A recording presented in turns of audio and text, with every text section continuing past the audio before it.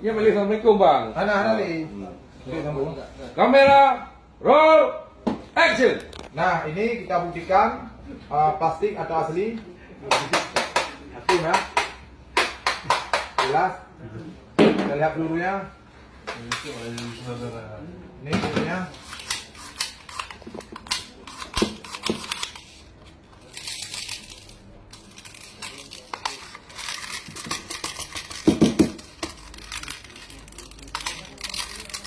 Nah, ini pelurunya udah jelas. Udah jelas ya. Nah, oke. Semua di sini sudah jelas. Dan satu lagi, ini sudah patah parpornya jatuh. Nah, pada saat kami selesai acara. Nah, ini jelas sudah patah. Oke.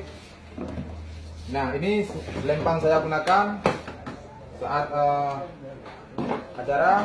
Nah, dan semua sudah jelas. Ini VIP ya, sekali lagi ya, yang seperti mirip senjata api ini. Nah, dan sudah jelas. Oke, kami berenam. Jadi 3 rekan lagi tidak dapat hadir karena berhubung mereka sudah balik ke pesantren. Sudah jelas ya?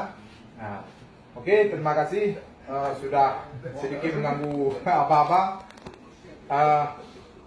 Saya lebih kurang, saya mohon maaf. Assalamualaikum warahmatullahi wabarakatuh.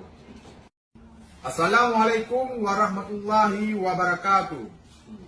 Saya Zulkifli bin Yahya alias Pili bersama dengan rekan-rekan saya lainnya pada hari ini, Minggu 8 Desember 2024, sekira pukul 22.30 WIB di ruangan Satreskrim Polres Aceh Timur, ingin mengklarifikasi bahwa senjata yang ada di video viral di TikTok pada akun Darah Syuhada Aceh dan Aminah Debina adalah senjata mainan.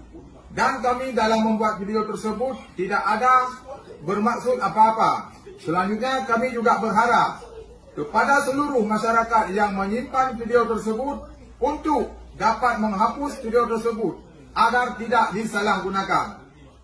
Sekali lagi saya mohon maaf. Assalamualaikum warahmatullahi wabarakatuh. Assalamualaikum warahmatullahi wabarakatuh. Saya Zulkifli bin Yahya alias Pili bersama dengan rekan-rekan saya lainnya pada hari ini, Minggu 8 Desember 2024, sekira pukul 22.30 WIB di ruangan Satreskrim Polres Aceh Timur, ingin mengklarifikasi bahwa senjata yang ada di video viral di TikTok pada akun Darah Syuhada Aceh dan Aminah Debina adalah senjata mainan. Dan kami dalam membuat video tersebut tidak ada bermaksud apa-apa. Selanjutnya kami juga berharap kepada seluruh masyarakat yang menyimpan video tersebut untuk dapat menghapus video tersebut agar tidak disalahgunakan. Sekali lagi saya mohon maaf.